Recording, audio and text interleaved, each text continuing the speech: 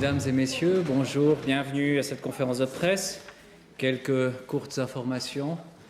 Tout d'abord, vous allez recevoir un dernier communiqué de presse sur la séance qui s'est déroulée ce matin dans les minutes qui suivent, s'il n'est pas distribué en ce moment même, concernant l'évaluation de la Suisse par le groupe d'État contre la corruption Greco du Conseil de l'Europe et des suites à donner à ce sujet. Ce sera un très court communiqué de presse concernant une première discussion qui a eu lieu ce matin au Conseil fédéral à ce sujet. Vous le trouverez tout à l'heure, donc, quand vous remonterez.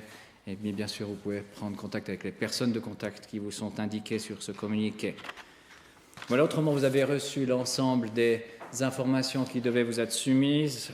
Aujourd'hui, je reviens sur un thème qui est les sanctions que le Conseil fédéral a décidé aujourd'hui à l'encontre de la Syrie. Lors de sa séance, il a décidé de durcir les sanctions et a édicté une nouvelle série de mesures à l'encontre de la Syrie.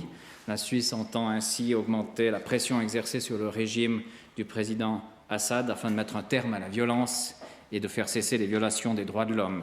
Les nouvelles sanctions entrent en vigueur demain, samedi 9 juin 2012. L'ordonnance à ce sujet va être publiée dans le courant de l'après-midi vers 15h30 environ. Donc vous trouverez, comme d'habitude, la publication extraordinaire de l'ordonnance sur le site de la Confédération. Qu'est-ce qu'il y a dans ces sanctions? Les sanctions sont analogues à celles qui sont appliquées par l'Union européenne à l'encontre de Damas, ce qui permet par ailleurs à la Suisse d'éviter d'être utilisée pour contourner les restrictions décrétées par l'Union européenne. Elles comportent, ces sanctions, un élargissement des restrictions commerciales, entre autres l'interdiction d'exporter du matériel destiné à l'industrie pétrolière et gazière, à la construction de nouvelles centrales électriques et à la surveillance des communications téléphoniques et Internet. Dans le domaine financier, la Banque centrale de Syrie sera dorénavant soumise aux sanctions, si bien que ses avoirs en Suisse seront gelés. Le commerce de nouvelles obligations émises par l'État syrien a été interdit. Les établissements financiers actifs en Suisse ne pourront pas établir de nouvelles relations avec des banques syriennes et la conclusion de nouvelles assurances ou réassurances avec l'État syrien a été interdite. La fourniture, enfin, de métaux précieux et de diamants à l'État syrien est également proscrite, tout comme le rachat. Les vols de frais, dernier point, des compagnies aériennes syriennes à départ ou à destination de la Suisse seront dorénavant aussi interdits. La Suisse avait déjà pris des mesures précédemment contre la Syrie, dès le 18 mai 2011 pour être plus précis, et elles ont régulièrement été élargies par le biais de l'ordonnance qui a été à plusieurs reprises adaptée.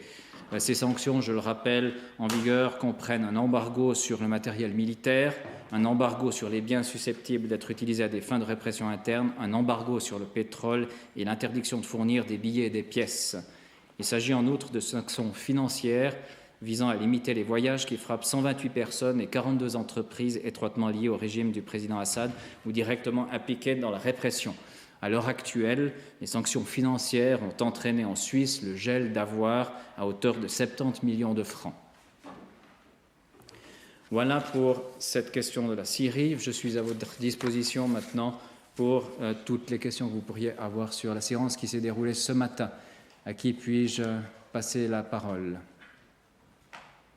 Oui, Madame Imsan? Est-ce que le Conseil fédéral a parlé du tunnel routier du Qatar? Non, il n'en a pas du tout évoqué ce sujet ce matin. Y a-t-il Monsieur Petignat?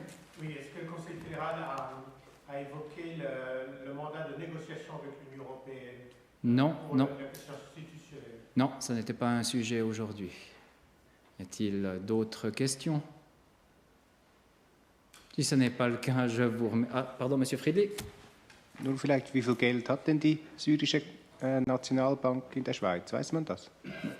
Entschuldigung, noch einmal, ich habe Sie nicht ganz zugehört. Wie viel Geld hat die syrische Nationalbank oder Zentralbank in der Schweiz? Weiß Das kann man man heute nicht sagen. Die Sanktionen wurden erst heute entschieden. Jetzt gibt es die obligatorischen Meldungen, die an das SECO gemacht werden und man wird das erst später sagen können. Y a-t-il d'autres questions?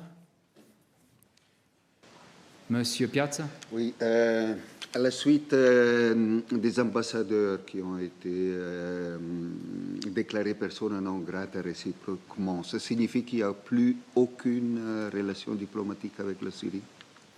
Sur cette question-là, je vous renvoie directement au département des Affaires étrangères. Je ne voudrais pas vous induire en erreur par une fausse information. Déclarer des personnes non grata ne signifie pas la rupture forcément des relations diplomatiques. Y a-t-il d'autres questions? Si ce n'est pas le cas, je vous remercie, vous souhaite un excellent après-midi et surtout un très bon week-end. Merci, à bientôt.